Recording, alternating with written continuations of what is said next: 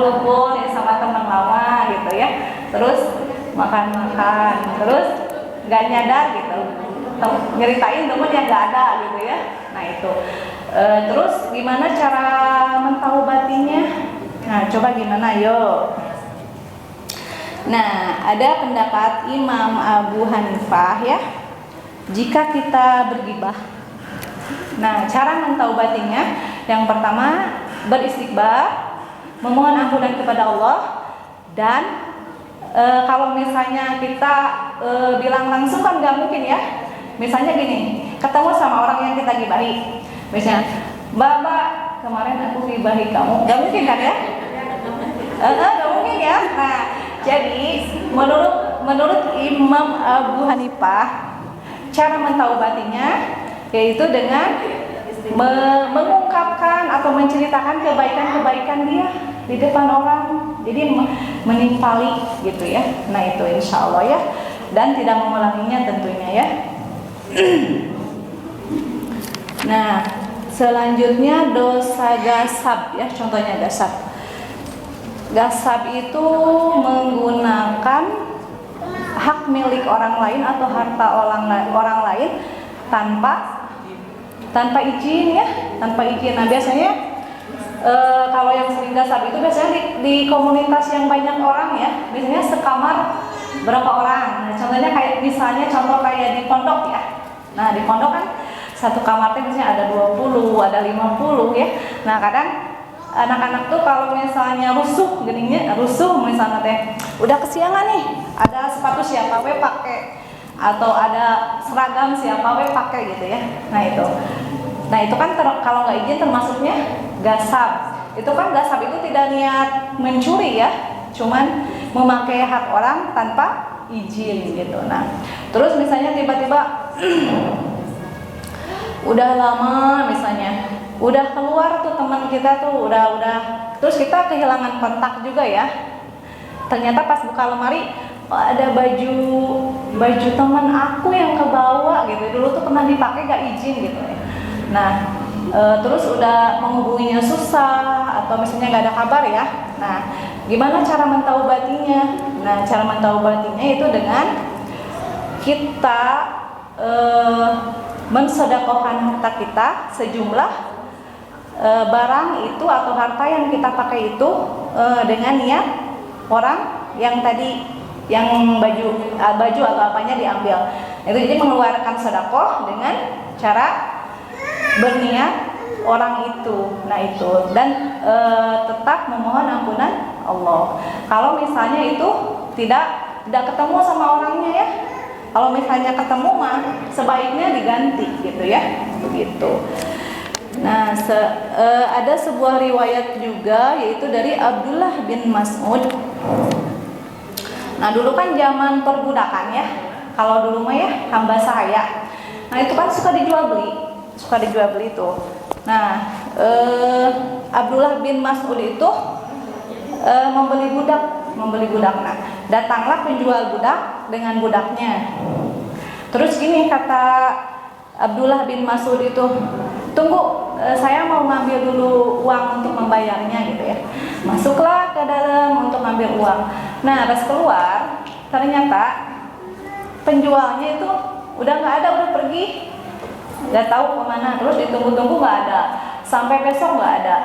Nah terus kan kalau kita mah mungkin beruntung ya, asik gak jadi gitu ya, gak jadi bayar. Nah tapi beliau tidak, beliau mencontohkan yaitu misalnya harga budak itu 500 juta ya. Nah jadi dia tetap mengeluarkannya dengan niat sedekah orang yang penjual tadi gitu. Nah itu cara mentaubatinya, dan tetap memohon pengampunan kepada Allah. Nah itu ya, jadi cara mentaubatinya seperti itu. Begitu.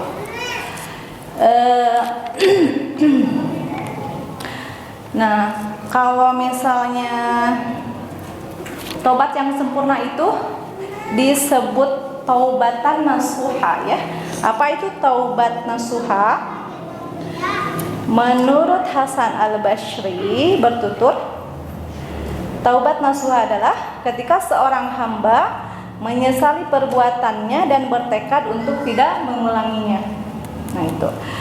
Allah Subhanahu wa taala berfirman dalam Quran surat At-Tahrim ayat 8. Siapa yang mau beramal soleh? Boleh dibacakan. At-Tahrim ayat 8. Ayo, siapa? Teteh ibu yang solehah?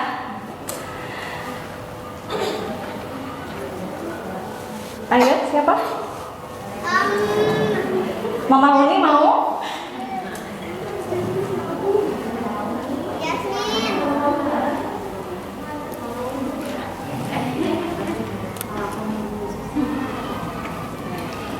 Ini dari BTG tapi udah ke Quran ya, jadi kita coba. At-Tahrim ayat 8 surat ke-66.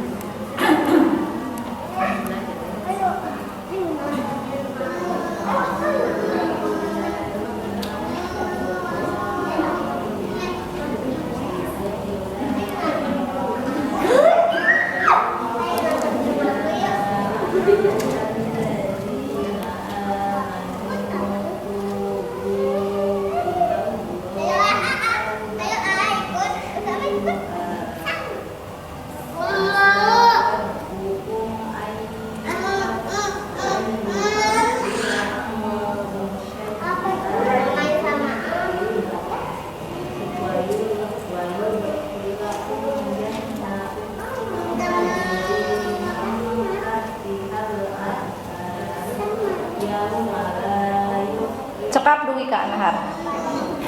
Masya Allah. Coba boleh sama artinya? Wahai orang-orang yang beriman, bertobatlah kepada Allah dengan tobat yang sesungguhnya. Mudah-mudahan Tuhan kamu akan menghapus kesalahan dan memasukkan kamu ke dalam surga-surga yang mengalir di bawahnya sungai-sungai. Pada hari ketika Allah tidak mengecewakan Nabi dan orang-orang yang beriman bersama dengannya. Sedang cahaya mereka memancar di hadapan di sebelah sampai sungai-sungai ya. Ya. Nah, jadi hikmahnya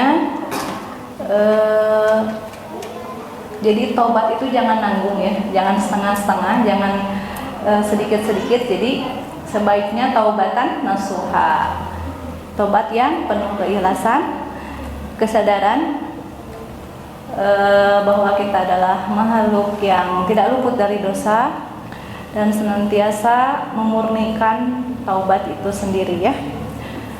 Semoga kita digolongkan kepada orang-orang yang bertaubat hingga saat pulang nanti kita insya Allah bersih ya, nanti dipanggil sama Allah tuh.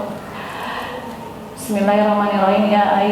Ya ayah Tuhan nafsul mutmainnah irji'i ila rabbika radiyatan mardiyah fadkhuli fi ibadi wadkhuli jannati. Mau dipanggil seperti itu? Masya Allah mau ya.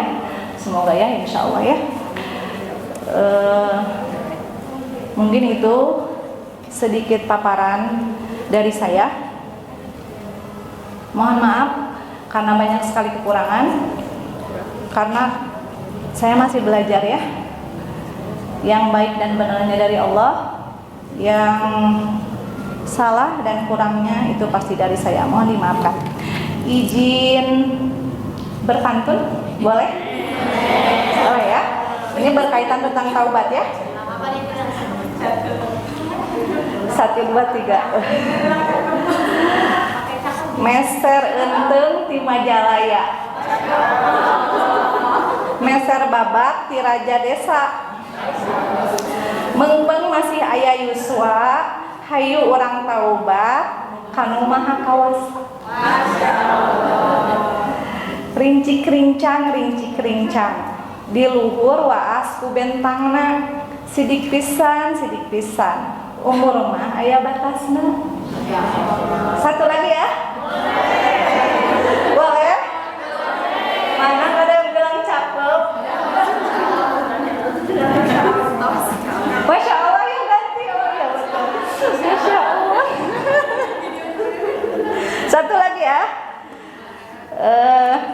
kaso pondok kaso panjang. Sepondok kaso panjang. Karakas mayak dihandapna, sono paamprok sono patepang. Mu dibatas waktosna. Wallahu alam. Mungkin dicukupkan sekian untuk sharing kali ini. Semoga ada manfaat ya, semoga ada manfaatnya untuk kita semua. Saya istilahnya menasihati diri sendiri ya, karena saya tahu ibu dan teteh di sini sudah lebih pintar dari saya, masya Allah, amin ya. Ya, jadi kita saling watawasau bil haqqi watawasau bis sabr ya, begitu. Mohon maaf atas segala kekurangan. Kita tutup dengan hamdalah. Alhamdulillahirabbil alamin. Subhanakallahumma wa bihamdika asyhadu an la ilaha illa anta astaghfiruka wa atubu ilaik. Aqulu qouli hadza barakallahu jami'an. Wassalamualaikum warahmatullahi wabarakatuh.